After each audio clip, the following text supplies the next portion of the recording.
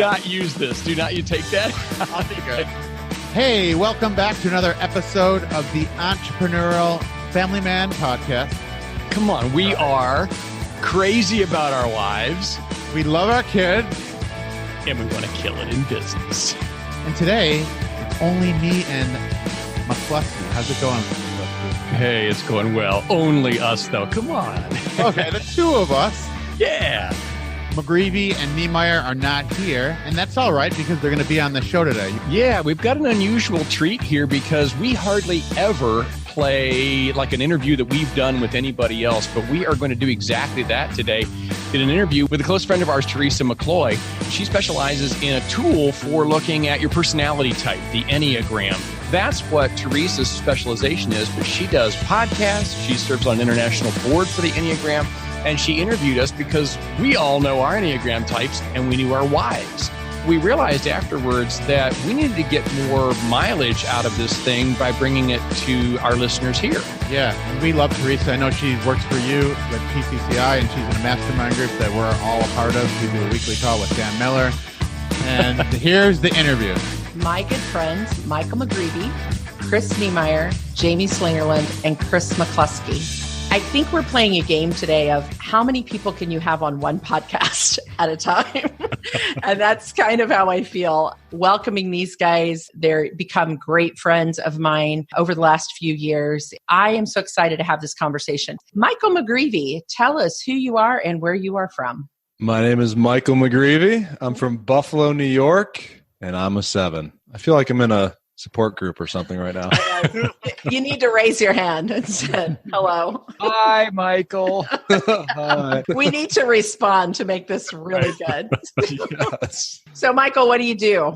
I'm a full-time coach, and as a 7, I love all kinds of different things. I'm currently working on a house restoration and balancing an executive coaching practice at the same time. I'm married to my beautiful wife, Lydia. We have 3 kids, 4 years old and under. My life is full. As any good 7's life would be, right? Yes, absolutely. We'll dive into the theme of this podcast as we go along. You're going to see a pattern here. Chris Niemeyer, tell us about you, where you hail from, and what do you do?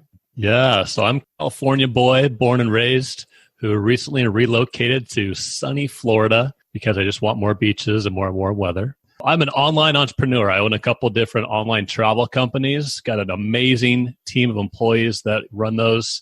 Stepped into coaching because of these awesome friends on my screen a couple of years ago, and I'm just enjoying coaching and doing some business consulting as well now. I love productivities and efficiencies. They're kind of my middle name. As a 3, you can relate to that, Teresa. Oh, you are my brother. And so it's that, and then just unpacking some of my life story here recently, and putting it out there more in helping people boost confidence and overcome fear. So that's something I'm more passionate about recently, and just launching actually a personal brand this month. So only a 3 would call it a personal brand too. So I love that.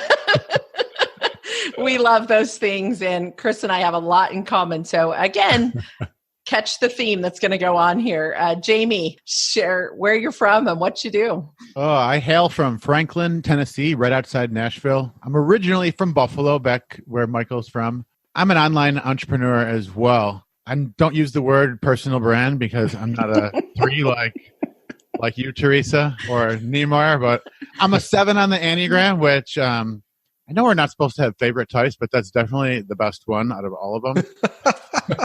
Only a 7 would say that too. Amen. Yeah.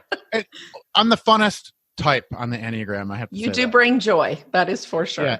So my wife and I, Ruthie, we live here outside of Nashville, and we are online entrepreneurs. We're both coaches. We have other fun things that we do, several streams of income, and we have 4 kids and we homeschool. So we have a gazillion balls juggling up in the air, which is really a lot of fun for a 7. I love it. It absolutely is. So are you catching the theme yet, listeners? We got a lot going on. Chris McCluskey, tell us who you are, where you hail from. Well, I hail from a little tiny town in the foothills of the Ozark Mountains called Edgar Springs. There is a population of 190 people in Edgar Springs, and we're not in the city limits. We're out in the country, several hundred acres of rolling foothills. and dirt road, and I live on my family's farm. I have worked from home as primarily a coach, and I'm the founder and president of Professional Christian Coaching Institute. So I run a large international coach training school, largest Christian school in the world, and have a faculty and staff all over the U.S. and Canada. But I live out here in the sticks, and that is obviously by choice. I was raised in suburbia, but made the big move from a background in psychotherapy and living not far from where Niemeyer is now, all the way out here to the country because of my Enneagram type, which is definitely a 7. There is our theme, right? Seven's rule. I am not a poker player at all. Don't even know cards that way, but I don't know what 3 7s and 2 3s would be. But we're a full house in here for sure. Okay. Definitely. It's a full house. Yep. No. Yep. Or jackpot if you were playing the slots, right? Yeah, that's true. I never thought of all that. 7s. Yeah. It's like global domination with fun. So you That's can what it already is. tell that this is going to be a wild and crazy ride. This is a great episode to listen while you're in your car because it's going to be entertaining. You're going to have a great time. I want to dive in. If you heard a couple of themes besides the Enneagram type, a lot of online business, entrepreneurial lifestyle. And that is the reason that I wanted to have these fine men on this episode is they actually host a podcast together called The Entrepreneurial Family Man. They have a passion for what they do and what they help men do. I'm going to let one of you guys, and again, here we go. I don't care who takes it, but one of you guys dive in and tell us what is an entrepreneurial family man, because I know that listeners would love to know that. Well, I'll jump in. These guys jokingly refer to me as Brady, as the 3 on our podcast, because I have these awesome friends on my screen who are all 7s and a ton of fun. And they bring a lot of joy to my life.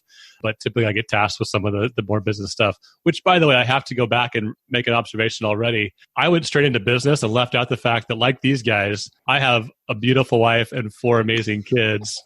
So we have a ton of kids all around us together. But so Teresa, the EFM, this Entrepreneurial Family Man podcast that we do is just a joy. It's a passion project of ours because we have realized that we get to really live life to its fullest by designing our lives how we want to. And it really has come to this idea of the freedom and flexibility that entrepreneurship brings to the time that we get to spend with our wives and kids to be a more intentional husband, a more present father. And as we like to say in our podcast, we're crazy about our wives, we love our kids, and we want to crush it in business. And so our podcast is just designed to talk about those important topics in our lives. That is one of the best intros ever, too. I love those 3 things and how you identify them and bring them to life on your podcast. But what I thought would be fun with you as guests and all people who are familiar with the Enneagram,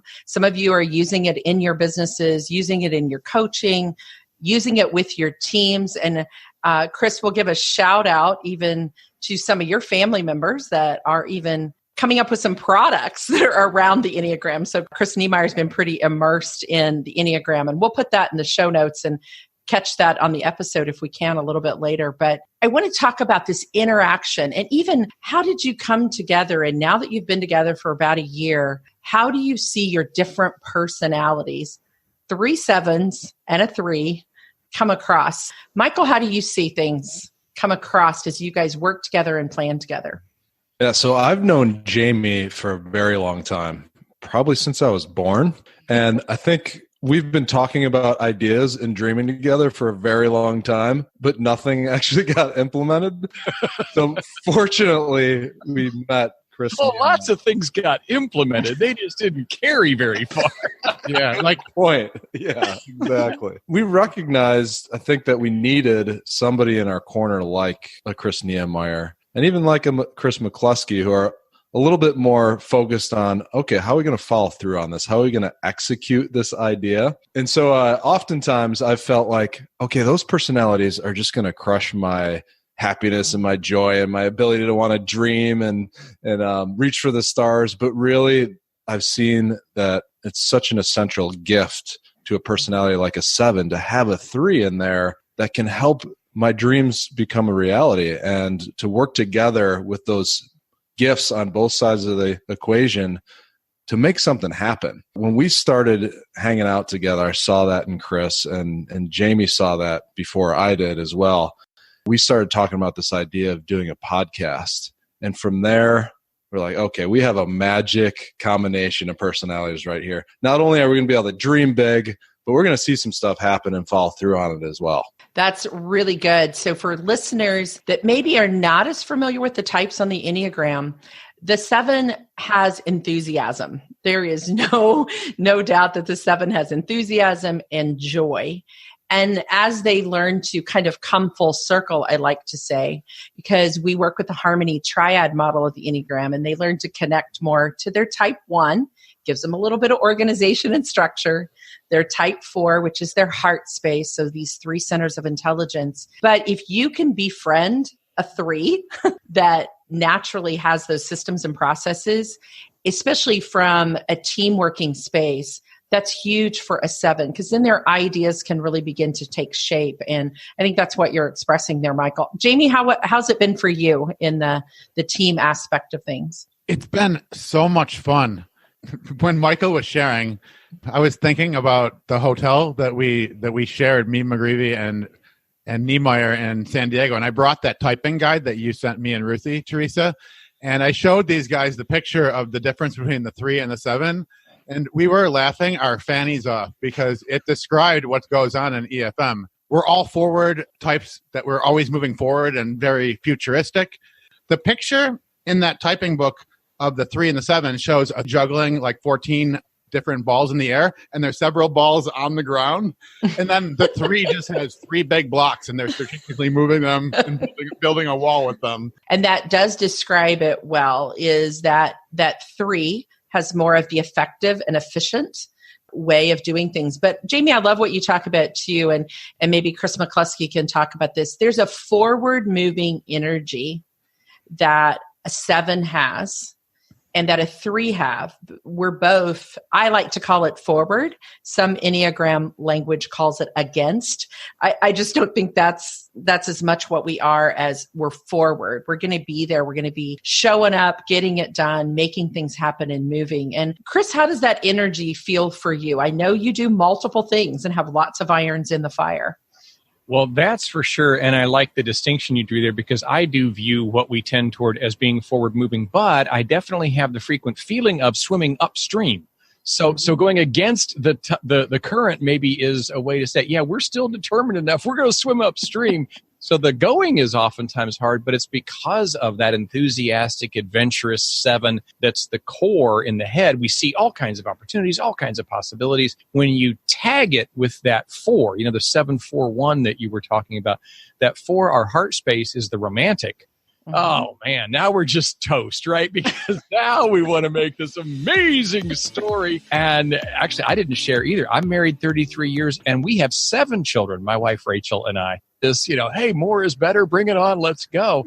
But it does create the need for some structures, for some corralling, Jamie, like you were saying, maybe for some delegation. And so that perfectionist piece does, I think, create a constant internal conflict. Maybe that's even some of the felt current that's going against us is ourselves, because you can't perfect romanticism. You can't perfect adventure. But perfection says, yeah, but we better corral these cats to some degree or we're going to make a huge mess. So I think we find great support from each other in kind of helping each other to rein in. We all lean on Niemeyer, no question there. But we all also, bring each other up short sometimes when we're going too far off in the adventure or the romantic space. As I sit here with you 4 guys, obviously your audience, who you're speaking to, is young entrepreneurial men. Well, I don't know that it's necessarily young. Entrepreneurial men, and you're growing an audience and you really want to pour into that. So I just want to give you the opportunity, kind of different than being on your own podcast. What would you say to your audience of guys that are listening about really learning to discover their best real self through tools of personality development, such as the Enneagram? How have you found that helpful even in your marriage and your relationship with your kids? This is Chris. And I think just the self-awareness that comes from some of these personality types and assessments that you do really helps you understand how am I wired? How am I bent? And from our perspective, through our lens of faith, how did God make me and mold me? What have I maybe adopted from culture or how I was raised? And it really helps give me a better idea of how I approach life, and then also some of the blind spots that I might have. And, it's funny, these three guys here, they're all sevens, some of my best friends. My high school friend, I just learned, was a 7. My high school best friend. One of my best friends in college was a 7. My wife is a 7. So God's clearly trying to get a hold of me and say, Chris, you as a 3, you might be effective and efficient and productive, but you live a pretty boring life by yourself if you were. And so, my wife and I have that joke that in Enneagram math, a 3 and a 7, we 10x life. Oh, there you go. Oh, that's great. And I would admit too that one of my dearest friends that's been brought into my life in the past 5 or 6 years is a 7. And I have learned more from her in that of to not be so caught up in the future thinking and what I can get done, but be present. And, that's the beauty that I see in the Enneagram in these 9 types is whether it's the 9 that brings peace or 7 brings joy or the 2 brings love. They're all beautiful characteristics of who God is. And we get to bring a slice of that, right? We get to just bring a small slice of that into the world and be our best self, not out there on the edge, as I like to say, in our adaptive behaviors, but really in that authentic place. And so how do you find that play out? I know one of your things crazy about your wife. So what about the marriage relationship and how you see the Enneagram being helpful in that space? Oh man, that's a big question, Teresa. So I'm a 7, as you know, and my wife is a 4 and my mother is a 1. So I have the full harmony triad going on and the 2 most important women in my life. So, but it's really helpful knowing that my wife is a 4 and knowing that she feels deeply and wants to feel in the moment what she's feeling, and knowing that I have the tendency just to always be moving forward and looking ahead and moving on.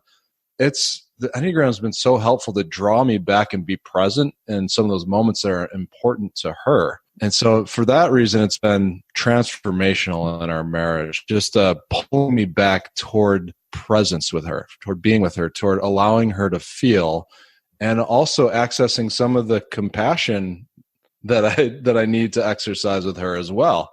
Because I'm often reframing and explaining things away, just saying, oh, it's fine. Everything's going to be great. Let's go on another adventure. Let's run to something else. And so that's been huge for us. Oh, that's awesome. That 7 has that joy and has that enthusiasm, but it is a little bit of the adventure is about maybe I don't want to, touch my emotion quite so much. Maybe I don't want to sit with what might be a little bit difficult. And so that invitation, even from your wife as 7 and 4, what a beautiful relationship that can be back and forth. So Jamie, how about you? The Enneagram has completely transformed my relationship with Ruthie. We've been studying it for about 15 to 18 years back in that home church that Michael and his mom were in. So we were reading Richard Rohr stuff back then. And for me, just to have that deep empathy for Ruthie and understand her motivation is so much different than mine. She's a 9 on the Enneagram. And one thing that we've learned is that we both love travel, but for different reasons. And so we try to make sure that we both get what we want out of travel. She's the explorer. I'm the adventurer.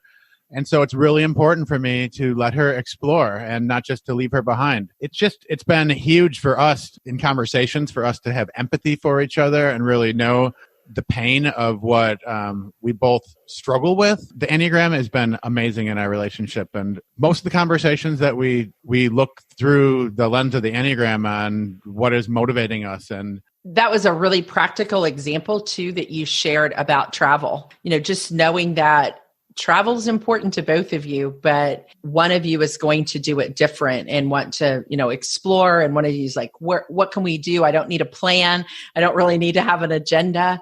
And just those practical application pieces, I think, can be so helpful in the growth of relationship. Chris McCluskey, share with us, just from even that psychotherapy place that you have a background in, how you have found tools such as the Enneagram or other things helpful for people in relationships. I love them. And you're right. As a psychotherapist, I have used many. The Enneagram was one of many that I began using in my clinical practice 25 plus years ago, but also the DISC and very much the Myers-Briggs profile. And the value of them for me is kind of illustrated, I think, in my own experience. I've been married 33 years. My dear wife, Rachel, is a 2. That would be the helper type. And I didn't have any of this kind of insight from these inventories back then, nor did she. Why were we drawn to each other? Well, probably many things, but at the core, a lot of it had to do with me being adventurous and loving to have all kinds of visions of possibility. She saw that and she thought, ooh, I could help. I could come right alongside and make all of that happen. And I looked at that and thought, I've got all these ideas, but I couldn't do them. Ooh, she could help. And so a lot of the early dynamics in our marriage were around us each being ourselves. But you can imagine that often created conflict then, because I wanted more help with more adventures than what was practical, or she was feeling so drained by helping all the time, and I'm not even sure what I want and what I dream of. So inventories, there's an adage we use in coaching and in counseling that I think is a good one generally for all of us to keep in mind, and that is simply that we don't see things as they are. We see things as we are. And when we're looking through the lens of whatever our type is, but we're interacting in a world of lots of other types, an assessment or inventory enables us to begin to see things the way others see them as well, and to appreciate and value that and consider that, so that we don't just charge ahead as if everybody else sees things the same way we see them. And that is so good. I often use the example of putting on a pair of glasses. The glasses give us that view, that example, and we can actually take off our glasses and use something like the Enneagram to put on a different pair and see something through that lens as well. So, Chris Niemeyer, I know that you have created a couple of teams. You've got these online businesses. Are you finding inventories and tools in the businesses that you've developed helpful as you do team development and some of those things? Yeah. So I started years ago with DISC as one that I think has been helpful for teams. But then recently, and it was through you, Teresa, learned of the WEPS test and sent that to my 2 main team members. I have two managers that are direct reports to me, and just to get a sense of where they are on the spectrum there and how to best communicate to them. So it's been super helpful.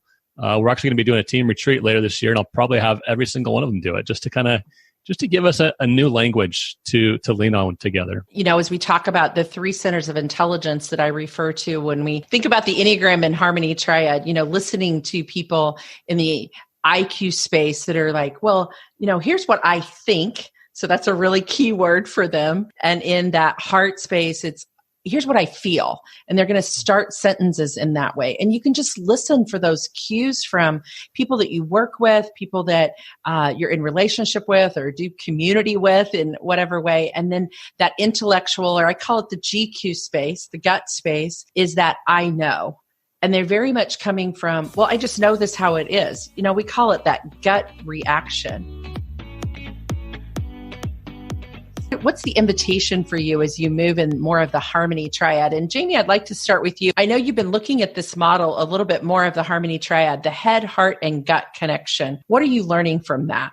You facilitated the WEPS test for me, and we spent that hour going through it. It was actually a little bit painful because I saw some blind spots there, Teresa, that you were pointing out ever so gently. For me, it's that one space that God is calling me to move into, which is to have more integrity of doing what I know is right all the time. And so saying no to staying up an hour later and getting up early and having time meditation. And it really surprised me, but my 4th space was pretty high up. And I'm in touch with my heart, but it's been difficult for me to go jump up that extra level and just be really vulnerable. And so, that's the Harmony Triad has invited me into a real moving towards going full circle. I'm not there yet, but it establishes the gap for me. I'm so thankful that God is gentle with us and that He's patient Absolutely. with us, because I sure need that space. So it's been really interesting that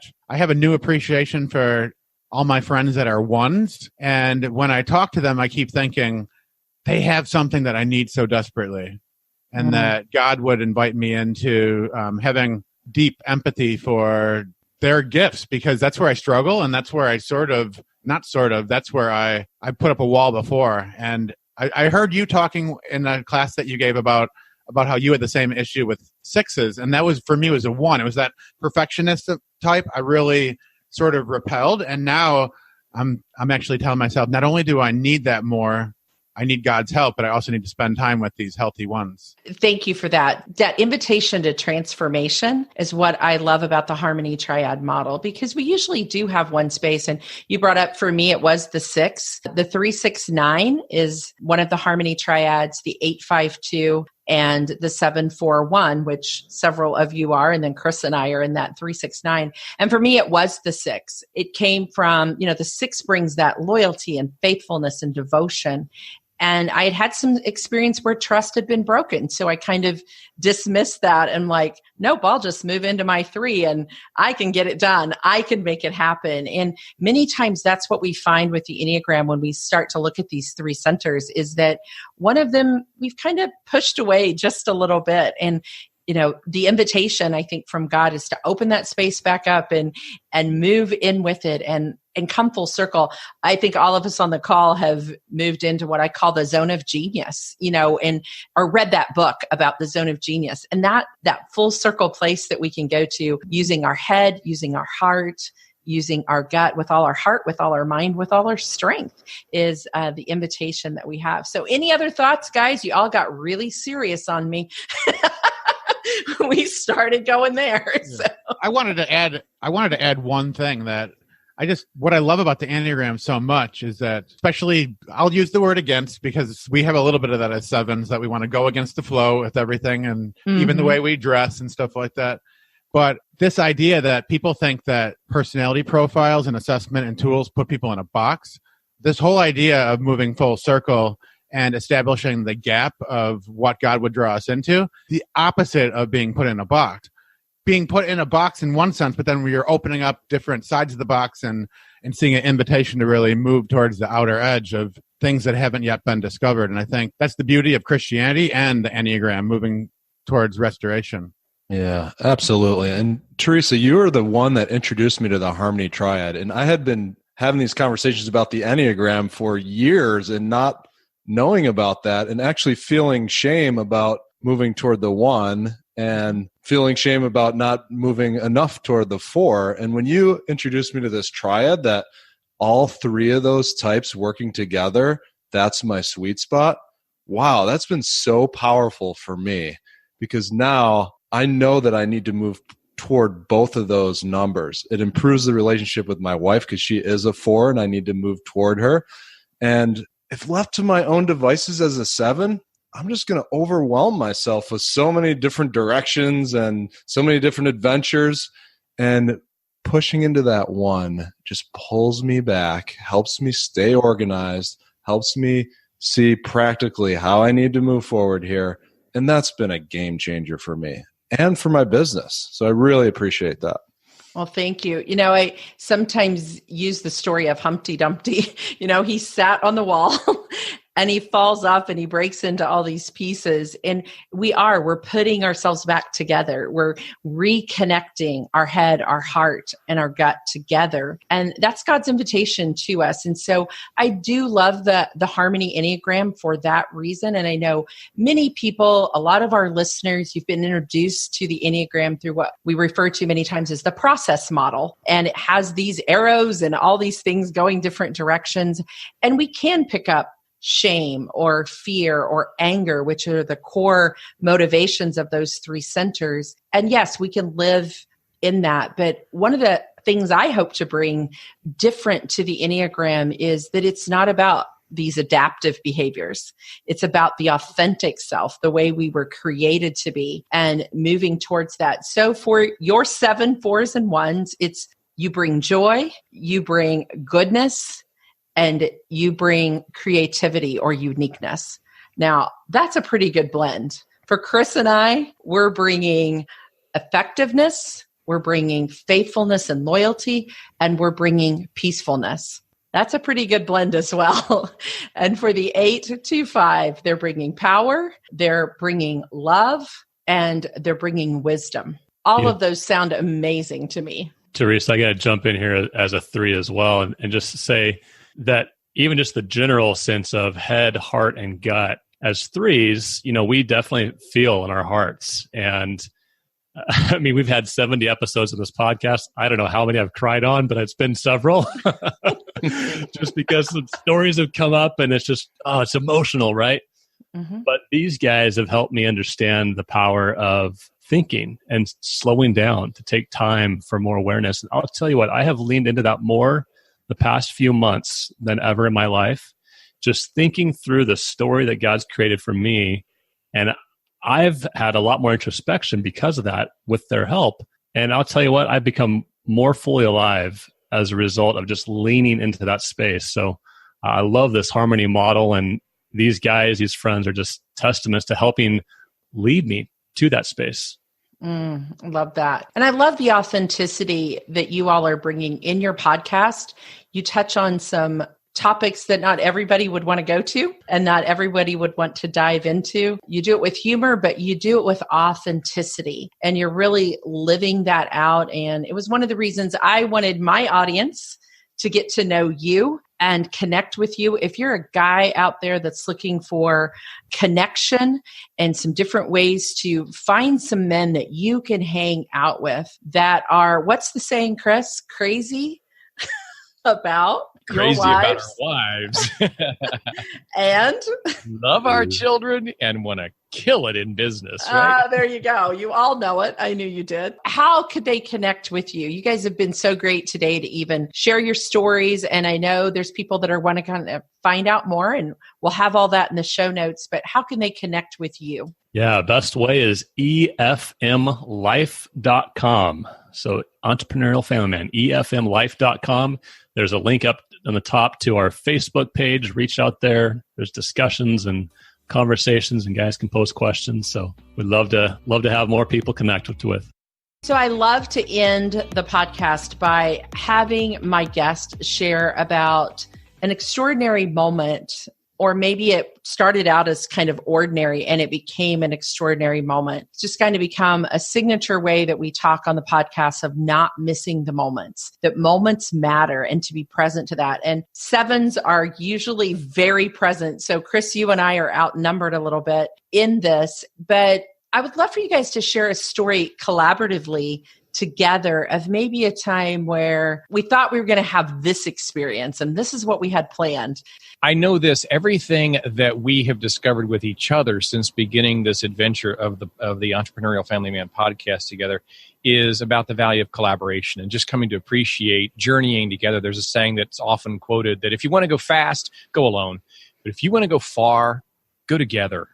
And we have had so many what would be considered generally kind of ordinary moments that have become extraordinary because we were going together. So, I mean, we think about a trip that we all took to Cuba and some amazing moments that just happened at breakfast over, great Cuban coffee and whatever Danishes we were eating, or up on the roof, sucking down good Cuban beer and smoking Cuban cigars, and just an ordinary moment that becomes so extraordinary. Or out here on our farm all together, just hiking around or plinking with guns or playing instruments in the great room. Ordinary moments shared together have been a lot of the rocket fuel in this group. Very ordinary moments have become extraordinary for all of us. Absolutely. And a lot of those experiences, we went in thinking, okay, what are we going to get done while we're together? That was the original push for that experience. And then something completely different and way more valuable came out of it. That connection, those deep conversations that we've shared, those hard moments that we've shared, hard conversations we've had. And those are what have really bound us together and built our relationships on a deep level. So good. Yeah, I'm thinking of that trip to Cuba together, which was just after the 4 of us really got together, started doing the podcast every week together. And it was like, let's get together and have a lot of fun, but also strategically move the ball forward. And I think one of the best moments there was just this amazing few hours together on a rooftop at the end of a long day, exploring this beautiful and mysterious country and just talking and visioning and dreaming together. But like Chris said, just collaboratively in person talking. And then we're surrounded by these 3 other guys who are amazing coaches, and getting the value of them to look in and ask questions and have introspection happen just became an amazing experience that I think the 4 of us will never forget. That's so good. And it so ties into that phrase that I love to use, that every ordinary day has extraordinary moments. We just have to look for them. Thanks for letting us peer in just a little bit to what that can be when you come together in authentic and true selves. Ooh, McCloskey, that was an awesome interview. What do you think? That was an awesome interview. Yeah, of course. Teresa's dynamite. And I mean, we 4, come on, right? How could that be bad? Yeah, we got to plug her podcast. It's called The Enneagram in Your Real Life. The Enneagram in Your Real Life with Teresa McCloy. Dynamite podcast. I don't know how to do this. What about you? I know Niemeyer always does it. So what about you? So what about you? Yeah, I think we got to comment on the value of that because, again, this Enneagram, it is one of many types of personality kind of tools that you can use, and they all are valuable for us as men in coming to know ourselves better. So-called EQ, or emotional intelligence, knowing yourself well enough to be able to do some greater and greater measures of self-regulation and self-leadership and even self-mastery eventually in any relationship, business or personal, and especially in your marriage and in your parenting. The better you know yourself, come on, you're bringing yourself to every interaction, the better you can utilize yourself, intentionally and consciously. When you're in relationship, when something starts to head south, you don't immediately think it's the other person's fault. You stop and say, wait a minute now, what am I doing or not doing? What's going on here with me, first of all? Yeah, and we've all used these assessments and tools for years and continue to learn about them just because we see that value that you're talking about. That heck yes, we want to improve our marriage. And when we butt heads, a lot of times it's because we don't have a deep level of self-awareness and awareness on how our spouse is wired. And, you know, we're crazy about our wives and we love our kids. We want to have that success in those 2 domains. Well, but I'll plug in the business thing here too, Jamie, because, I mean, you know, she serves as the CEO for my institute, Professional Christian Coaching Institute. She is our chief executive officer. We're doing a retreat out here on the farm just next month, and we're doing Enneagrams together. She's going to be doing a processing and debriefing with us so that we can work better as a leadership team. So it has applications. All of these kinds of inventories have applications in any kind of a business or ministry setting, and then certainly a personal relation. Absolutely. So what about you? Do you already love assessments and study them and spend time learning more about yourself and your spouse? Or is this something that you haven't really done that much and you should lean into?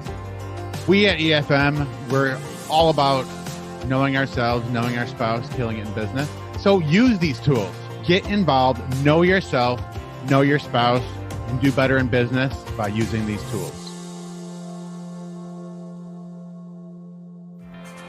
Thank you for listening to the Entrepreneurial Family Man Podcast. Visit efmlife.com to connect with us and others like you who are pursuing success in enterprise, family, and marriage.